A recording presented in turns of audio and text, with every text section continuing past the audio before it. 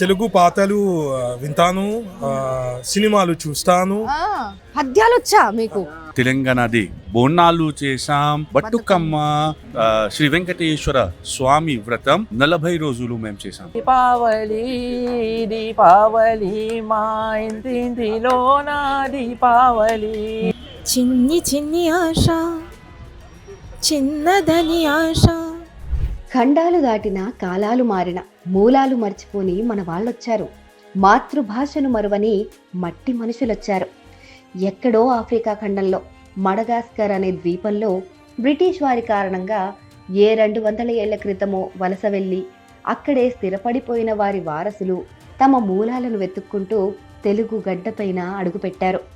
తరాలు గడుస్తున్న కన్నతల్లి లాంటి తెలుగు భాషను నరనరాన నింపుకొని కాపాడుకుంటున్నారు మారిషస్ తెలుగు సోదరులు. నా పేరు కేశరాజ్ పోలయ్య. నేను మారిషస్ నుంచి వచ్చాము. ఈరోజు చాలా సంతోషం మిమ్మల్నితో మాట్లాడుతున్నాను. తెలుగులో మాట్లాడటానికి అవకాశం దొరికింది. అయితే చాలా సంతోషం. తెలుగు పాటలు వింటాను, సినిమాలు చూస్తాను. అక్కడ కొన్ని తెలుగు సినిమాలు థియేటర్లో ఉన్నాయి. పద్యాలు వచ్చా మీకు? మాకు కొన్ని మన దేశంలో మేము రామభజనం అనే ఒక పెద్ద ఫెస్టివల్ జరుపుకుంటాము. అక్కడ మేము రాత్రంతా రామ పాటలు రామభజన చేస్తాం. దానికి ముందు ప్రతి పాటకి ముందు మేము ఒక పద్యం పాడతాం. కొన్ని వేమన పద్యాలు ఉన్నాయి. ఎంత ఆనందంగా ఉందో అసలు. వేమన పద్యాలు ఇవన్నీ మారిషస్ లో ఇంకా ఉన్నాయి. We live together and we enjoy this everyone's culture and we celebrate everyone's culture. Namaste, my name is Shayana Pentia and I'm from Mauritius. I am currently working as a Kuchipudi educator at the Mahatma Gandhi Institute. Telugu గడ్డ మీద పుట్టి తెలుగులో మాట్లాడటాన్ని నామోషిగా feel అవుతున్న ఈ రోజుల్లో సరిహద్దులు దాటి 100 ఏళ్లైనా కూడా వీళ్ళు తెలుగు చక్కగా మాట్లాడుతున్నారు. మాట్లాడటమే కాదు, ముద్దుగా పాటలు కూడా పాడుతున్నారు. చిన్ని చిన్ని ఆశ, చిన్నదని ఆశ, ముద్దు ముద్దు ఆశ, ముత్యమంత ఆశ, జాబిలిని తాకి ముద్దుని దాశ, వెన్నెలకు తోడై ఆదుకొను ఆశ, చిన్ని చిన్ని ఆశ, చిన్నదని ఆశ. I started learning Kuchipudi from the age of 6. And then I did my certificate course and diploma courses in Mauritius. And then I came to India in 2013 and I did my degree and masters in Kuchipudi. So Kuchipudi వచ్చి మీకు మారిషస్లో. హైదరాబాద్లోని Jubilee hills journalist cooperative housing society వేదికగా Mauritius Telugu వాళ్లతో ఆత్మీయ సమావేశం జరిగింది. ఇది ఏదో సరదాగా నలుగురు కలుసుకునే సభ కాదు. ఇదిగో తెలుగోడా, 1000 కిలోమీటర్ల దూరంలో విసిరేసినట్టు నువ్వు ఉన్నావని నీ కుటుంబం చిన్నదనుకోకు. నువ్వెక్కడున్నా నీ ఊపిరికి పుట్టినిల్లు భారతదేశమే. తెలుగు తల్లి పేగు తెంచుకొని పుట్టిన 10 కోట్ల మంది నీ సోదరులే. అర్థమైందా అని ఇతర దేశాల్లోని మన వారికి ధైర్యం చెప్పేందుకు తెలుగు జాతి ట్రస్టీ అనురాధ అల్లిన అపురూప బంధం ఇది. వాళ్ళ తెలుగు గురించి మనం వింటే అసలు మన ఒళ్ళు పులికిస్తుంది అన్నమాట. వాళ్ళు యాక్చువల్గా 1834లో ఫస్ట్ తెలుగు వాళ్ళు అక్కడ ల్యాండ్ అయ్యారు ఆ ద్వీపంలో. అప్పటి నుంచి ఇప్పుడు చూస్తే దాదాపు ఒక 200 years అవుతుంది, నియర్ అవుతుంది. ఇప్పటికీ అక్కడ ఆ దేశంలో ఒక మన యూనివర్సిటీలో తెలుగులో మనం పిహెచ్డీ చేయొచ్చు, చేస్తున్న వాళ్ళు కూడా ఉన్నారు. ప్లస్ ఇంకా అక్కడ కూచిపూడిలో బిఏ చేయొచ్చు.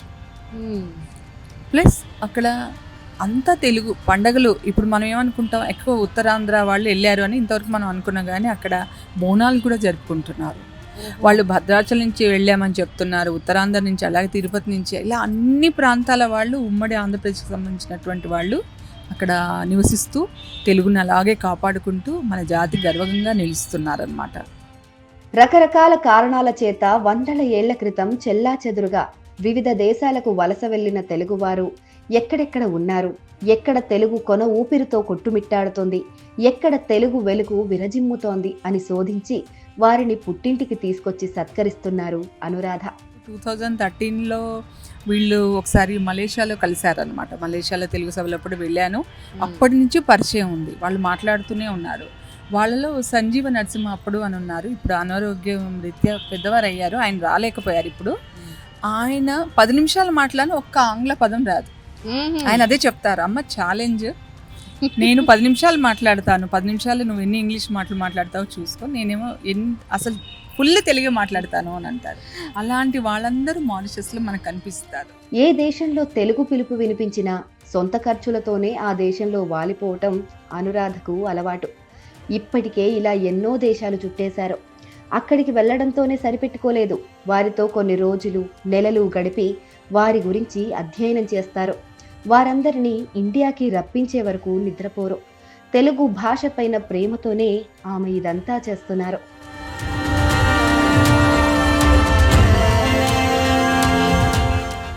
తెలుగు నేల నుంచి వారికి కావలసిన నైతిక మద్దతును అందిస్తూ మన సంస్కృతి పరిమళాలను వ్యాప్తి చేసేందుకు అనురాధ కృషి చేస్తున్నారు.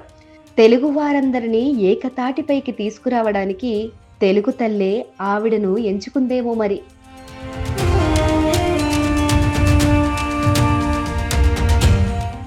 సీనియర్ జర్నలిస్ట్గా, యాంకర్గా తన కెరీర్లో అగ్రస్థానంలో వెలిగిన అనురాధ 13 ఏళ్ల క్రితం అనుకోకుండా వరల్డ్ టూర్లో తెలుగు వారిని కలుసుకున్నారు.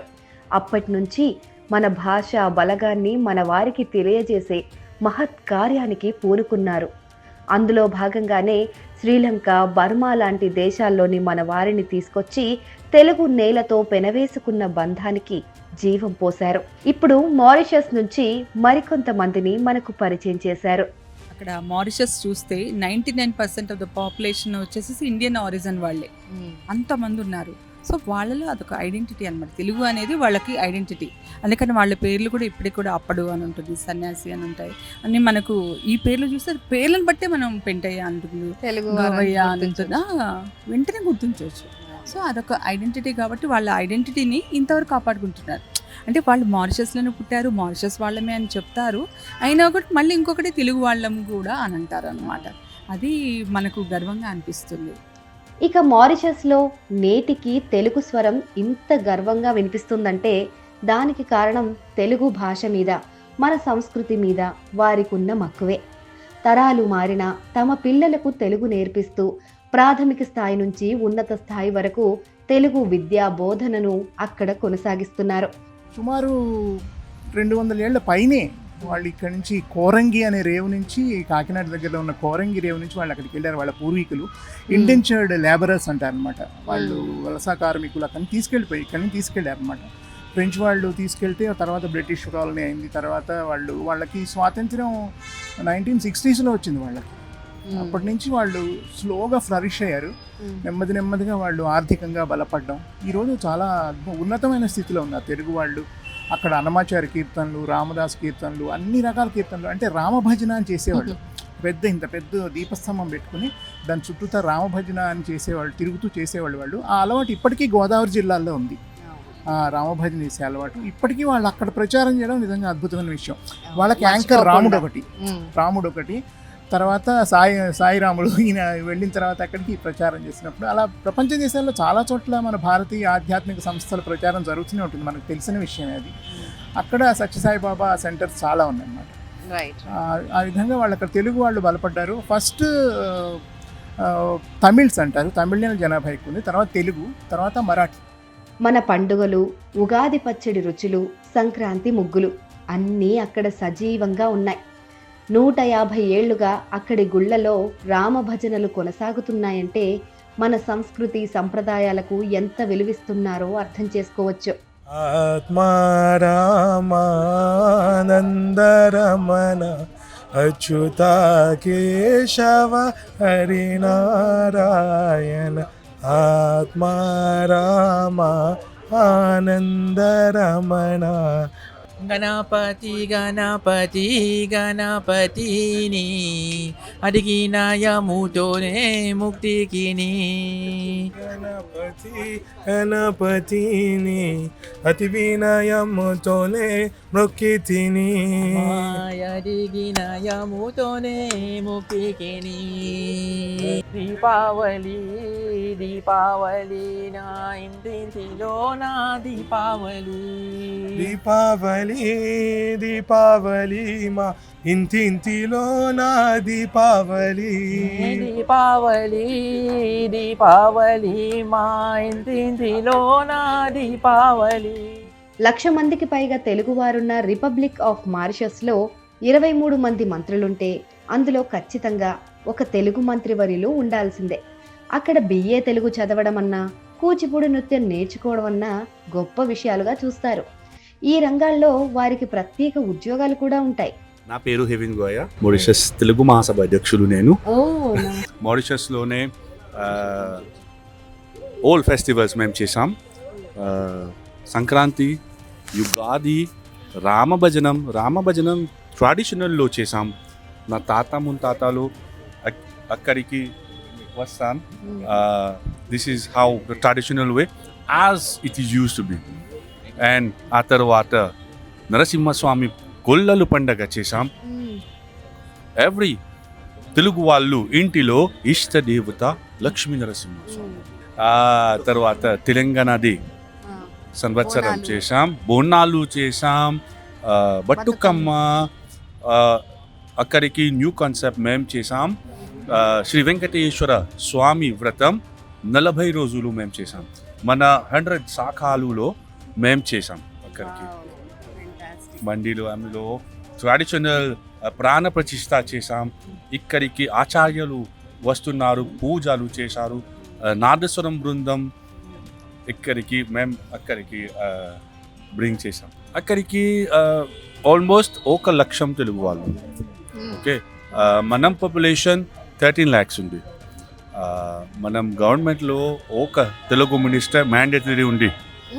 వాట్ ఎవర్ పార్టీ ఒక తెలుగు మినిస్టర్ ఉంటారు. Okay, Ugadi public holiday, national public holiday ఉంది అక్కడ. The prime minister make it a must to attend every year, so it's mandatory. Wow, fantastic. And we have on that stage we'll have almost 150 artists together will perform. It is like mini India. Yes, it's always called Little India. Right. Chota Bharat. Mauritius చాలా సుందరంగా ఉంటుందని senior journalist చల్లా రామఫణి తెలిపారు. 1990లలో మారిషస్లో మన వాళ్లకు తెలుగు నేర్పేందుకు ఆయన అక్కడికి వెళ్లారు. మారిషస్లో మన వాళ్ళు తెలుగు మూలాలను కాపాడుకోవటానికి అక్కడి ప్రభుత్వం అందిస్తున్న ప్రోత్సాహం కూడా ప్రధాన కారణమని ఆయన చెప్తున్నారు.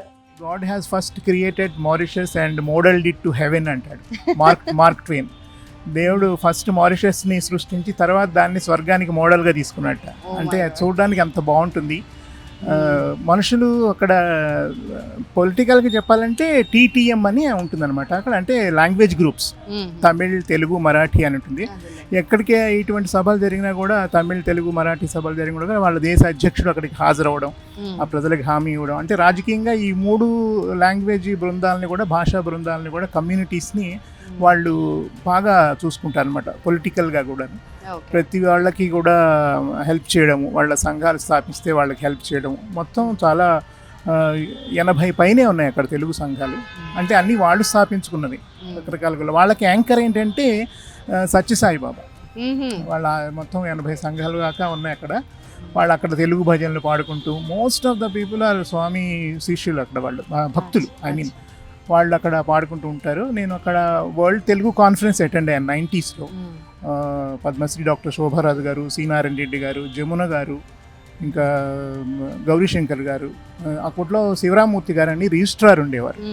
వాళ్ళందరూ కూడా అక్కడికి వచ్చారు. మేమందరం కూడా అక్కడ స్థానికంగా తెలుగు స్కూళ్ళు చాలా ఉన్నాయి. ఎందుకు నేర్చుకుంటారంటే వాళ్ళ భాష వాళ్ళకి ప్రభుత్వం ప్రోత్సాహం ఇస్తుంది. ఆ భాష నేర్చుకుంటే అక్కడ ఉద్యోగాలు ఉన్నాయి అన్నమాట. అసలు బేసికల్లీ అందుకని వాళ్ళు అలా నేర్చుకుంటారు, భాష ఇప్పటికీ నేర్చుకుంటున్నారు. అక్కడ స్కూల్లో, రేడియోలో, టీవీలో కూడా తెలుగు ప్రోగ్రామ్స్ జరుగుతుంటాయి. తెలుగు ఎగ్జిక్యూటివ్ ఉన్నారు అక్కడ. తెలుగు గీతాంజని పైడియా అని చెప్పి ఉన్నారు. ఇప్పటికీ ఆవిడ, నేను వెళ్ళినప్పుడు ఆవిడ టీవీలో వర్క్ చేస్తున్నారు. ఇప్పటికీ ఆవిడ టీవీలో తెలుగు ప్రోగ్రామ్స్ డైరెక్టర్, ఎగ్జిక్యూటివ్ అనమాట ఆవిడ, ఈవెన్ టుడే. అండ్ వాళ్ళందరితో కలిసి పనిచేయడం, దాంతోపాటు నేను తెలుగు లాంగ్వేజ్కి ఇటువంటి వెర్నాక్యులర్ లాంగ్వేజెస్, ఈ భాషల్ని ప్రోత్సహించడానికి అక్కడ మహాత్మా గాంధీ ఇన్స్టిట్యూట్ అని ఉంది. అక్కడ తెలుగు, తమిళ్, మరాఠీ బోధిస్తారు. వాళ్ళతో కూడా అనుసంధానం ఉండి నేను అక్కడ వాళ్ళకి తెలుగు ప్రశ్న పత్రాలు తయారు చేసి ఇచ్చేవాడిని నేను. That was one of my duties అన్నమాట. వాళ్ళు ఆ సంఘం తరఫున, నేను వెళ్ళిన సంస్థ తరఫున నరసింహులు రామయ్య గారి ద్వారా. అండ్ పద్మశ్రీ డాక్టర్ శోభారాజు కూడా శోభారాజు గారు కూడా ఇక్కడి నుంచి రికమెండ్ చేశారు నన్ను, యూ కెన్ వర్క్ వేర్ అని చెప్పి. అండ్ నేను శోభారాజు గారి శిష్యుడిని, ఆవిడ దగ్గర అన్నమాచార్య కీర్తనలు నేర్చుకున్నాను. అక్కడ అన్నమాచార్య తెలుగు బోధన అంటే, ప్రచారం అంటే అన్నమాచార్య కీర్తనలు మనకు బాగా ఉపయోగపడతాయి. అక్కడ నేను పాడేవాడిని, నేను వాళ్ళకి పాడి వినిపించేవాడిని. ఎన్నో తెలుగు కార్యక్రమంలో పాల్గొన్నాను. రేడియోలో, టీవీలో కూడా ఇప్పటికీ అప్పుడప్పుడు నేను పాడిన పాటలు వస్తుంటాయి అక్కడికి. వాళ్ళు నన్ను ప్రతి ఉగాదికి, మిత్రుడు సంజీవ నరసింహ అప్పడు అని ఉన్నాడు, ఆయన వెరీ యాక్టివ్ తెలుగు సంఘాల్లో, ఆయన చాలా యాక్టివ్. ఇక్కడికి కూడా ఇండియాకి చాలా బాగా వస్తుంటాడు ఆయన. మారిషస్లో తనకు బాగా నచ్చిన అంశం అక్కడ కుల వ్యవస్థ లేకపోవడమని తెలుగు విశ్వవిద్యాలయం మాజీ ప్రొఫెసర్ గౌరీశంకర్ తెలిపారు. అక్కడ వరకట్నం కూడా లేదని చెప్పారు. 180 ఏళ్ల క్రితం బ్రిటిష్ వారు పరిపాలించేటప్పుడు వాళ్ళకి అక్కడ చెరుకు తోటల్లో అక్కడ పని చేయడానికి లేబర్ కోసం అని చెప్పేసి ఇండియాలో ముఖ్యంగా కోస్టల్ ఏరియాస్లో, తీర ప్రాంతంలో ఉన్నటువంటి వాళ్ళని వాళ్ళు అక్కడికి తీసుకెళ్ళారు. అట్లా మనకి ఎక్కువగా కాకినాడ, వైజాగ్, కోస్తా నుంచి షిప్పుల్లో తీసుకెళ్ళారు. అట్లా తీసుకెళ్ళినప్పుడు వాళ్ళు ఇవాళ అక్కడ 5వ తరం నడుస్తుంది అనుకుంటాను. కాబట్టి ఈ తరాల గడిచిపోవడంలో ఎవరు ఏ రూట్స్, వాళ్ళ ముత్తాతలు ఏమిటి, వాళ్ళ క్యాస్ట్ ఏమిటి అనేది వాళ్ళకి తెలియదు. ఆ రకంగా వాళ్ళకి కులం అనేది లేదు. అక్కడ కులం ఏమిటంటే భాషాపరంగా ఇన్ ద సెన్స్ తమిళులంతా ఒక కమ్యూనిటీ, తెలుగు ఒక కమ్యూనిటీ. ఇక్కడ ఇంకా చెప్పాలంటే ఒక తమిళమ్మాయి ఒక తెలుగు అబ్బాయి ప్రేమించి పెళ్లి చేసుకుంటే వాళ్ళు ఇంటర్ క్యాస్ట్ మ్యారేజ్ లాగా ఫీల్ అయిపోతారు. అందుకని తెలుగు వాళ్ళనే చేసుకోవాలి. ఇది ఒక రకమైనటువంటిది. కులం లేకపోయినా భాష, ఇది గొప్పదే కదా భాష. అదొకటి. రెండవది డౌరీ సిస్టమ్ అనేది అక్కడ లేదు. అసలు వాడికి కట్నాలు ఇవ్వటం అంటే అదేంటి అని అంటారు. ఇక మారిషస్లో ఉండే మన వారికి ఇండియా అంటే, ఆంధ్రప్రదేశ్, తెలంగాణ రాష్ట్రాలంటే కేవలం సరిహద్దులున్న భూభాగాలు కావు. అవి పవిత్ర పుణ్యక్షేత్రాలుగా చూస్తారు. తెలుగు నేల మీద అడుగు పెట్టగానే వారు పొందే అనుభూతి మాటల్లో చెప్పలేనిది. ఈ నేల మీద పుట్టకపోయినా మా కణకణాల్లో పారే రక్తం ఈ నేలకు చెందిందే అని వారు చెప్పే మాటలు వింటుంటే తెలుగువారిగా పుట్టినందుకు గర్వంతో మన గుండె ఉప్పొంగక మానదు. నేను తెలుగు విశ్వవిద్యాలయంలో ఇంటర్నేషనల్ తెలుగు ఇన్స్టిట్యూట్ అని ఒకటి ఉంటుంది. ఆ ఇన్స్టిట్యూట్ యొక్క బాధ్యతలు ఏమిటంటే ఇతర దేశాలలో, ఇతర రాష్ట్రాల్లో, అన్ని దేశాలు, అన్ని రాష్ట్రాల్లో ఉన్న తెలుగు వాళ్ళను ఐడెంటిఫై చేసి వాళ్ళకి ఇక్కడ గవర్నమెంట్, ప్రభుత్వం ద్వారా వాళ్ళకి భాష, సాహిత్యానికి సంబంధించిన సంస్కృతి, కల్చరల్ అండ్ లాంగ్వేజ్ పరంగా వాళ్ళకి అసిస్ట్ చేయాలి. ఆ సెంటర్కి నేను డైరెక్టర్గా చాలా కాలం పనిచేశాను. సో ఆ రకంగా నేను మొట్టమొదటిసారిగా 1990 జూన్లో మా యూనివర్సిటీ వాళ్ళు నన్ను మారిషస్ పంపించారు. ఎవరి మాతృభాష వాళ్ళకి బోధించాలనేటువంటిది ప్రపంచంలో ఉన్న దేశాల్లో ఒక్క మారిషస్ దేశంలోనే ఆ పాలసీ ఉంది. ప్రభుత్వ పరంగా వాళ్ళు ఎవరి మాతృభాషను ప్రభుత్వ పాఠశాలల్లో, గవర్నమెంట్ స్కూల్స్లో వాళ్ళకి కంపల్సరీగా బోధించాలి. 10 మంది కంటే ఎక్కువగా విద్యార్థులు ఉంటే. కాబట్టి అక్కడ తెలుగు టీచర్లు, తమిళ టీచర్లు, అన్ని భాషల టీచర్లు అందరూ కూడా వాళ్ళు గవర్నమెంట్ స్కూల్స్లో జాబ్స్ ఉంటాయి. కాబట్టి ఆ రకంగా తెలుగు టీచర్ల అవసరం వాళ్ళకి బాగుంటుంది. కాబట్టి తెలుగు కోసమని మా యూనివర్సిటీకి వచ్చి ఇక్కడ మేము ట్రైనింగ్ ప్రోగ్రామ్స్ ఇస్తూ ఉంటే ఆ రకంగా వాళ్ళతో మాకు అఫీషియల్గా ఇంటరాక్ట్ ఉంది. ఆ రకంగా మేము వెళ్ళాం. అక్కడ వాళ్ళకి కావలసిన తెలుగు టెక్స్ట్ బుక్స్ తయారు చేయటం, తెలుగు ఉపాధ్యాయులకి టీచింగ్ మెథడాలజీ మీద లేటెస్ట్ ట్రైనింగ్లు ఇవ్వటం. ఇప్పుడు మన దగ్గర బీఈడి టీచర్ ట్రైనింగ్ కోర్సెస్ ఉంటాయి కదా, అలా వాళ్ళకి తెలియచెప్పటం. ఎందుకంటే 4 తరాలు తొలి తరం వెళ్ళినప్పుడు వాళ్ళు ఇక్కడ నుంచి పెద్దవాళ్ళు 3 వెళ్ళారండి. షిప్పులో వెళ్ళడానికి కొన్ని రోజులు పట్టేది. అక్కడ ఆ వాతావరణం సరిపడక కొంతమంది చనిపోయారు. తర్వాత అక్కడికి వెళ్ళిన తర్వాత ఆ వాతావరణం పడక ఆ బాధలు భరించలేక చనిపోయిన వాళ్ళు ఉన్నారు. అలా ఒక 3-4 అక్కడ తెలుగు వాళ్ళు ఉండి వాళ్ళు పట్టుకెళ్ళినప్పుడు పెద్ద బాల శిక్ష, తర్వాత రామదాసు కీర్తనలు, అట్లా ఏవో ఆ రోజుల్లో అప్పట్లో మరి తెలుగు ఎలా ఉండేది 150 సంవత్సరాలు, ఆ 2-3 పుస్తకాలు పట్టుకెళ్ళి రోజంతా తోటల్లో కూలీలుగా పనిచేసి మరి రాత్రిళ్ళు దీపాలు పెట్టుకొని ఆ ఇసుక తిన్నెల్లో ఓం నమ శివాయ అని రాయించుకుని పిల్లలకి ఆ రకంగా తెలుగు నేర్పారు. ఆ పెద్ద బాల శిక్ష పెట్టుకొని రామదాసు కీర్తనలు ముఖ్యంగా ఇలా ఆ పాటలు పద్యాలు ఆ తరం నేర్చుకుంటే అది తల ఇవాళ 5వ తరానికి వచ్చేటప్పటికి అక్కడ ప్రభుత్వ పాఠశాలలో తెలుగు బోధన జరుగుతోంది. మరి కాలేజీ లెవెల్లో కూడా అక్కడ బిఏ తెలుగు ఉంది. అక్కడ ఎంజీఏ అనే ఒక సంస్థ ఉంది, మహాత్మా గాంధీ ఇన్స్టిట్యూట్ అని. అది భారత ప్రభుత్వం సహకారంతో అక్కడ నడుస్తూ ఉంది. అందులో ఇండియన్ కల్చర్ అంతా కూడా ఉంటుంది, డ్యాన్స్, మ్యూజిక్, అన్ని డిపార్ట్మెంట్స్ ఉంటాయి, పెయింటింగ్స్, ఇతర సబ్జెక్ట్స్, అట్లా తెలుగు డిపార్ట్మెంట్ ఉంది. సో ఈ రకంగా వాళ్ళ తెలుగు నిలబెట్టుకోవడం, తర్వాత అక్కడ ప్రభుత్వం తెలుగును విధిగా పాఠశాలల్లో ఒక సబ్జెక్టుగా తెలుగు పిల్లలు నేర్చుకోవడం అనేది చాలా గ్రేట్. భాష చస్తే జాతి చస్తుంది, జాతి అంతరిస్తే దానితో పాటే పూర్వీకులు నేర్పిన విలువైన జీవిత సత్యాలు కనుమరుగవుతాయి. అలాంటి మాతృభాషను గుండెల్లో దాచుకొని కాపాడుకుంటున్న మారిషస్ తెలుగు ప్రజలకు హ్యాట్స్ ఆఫ్ చెప్పాల్సిందే.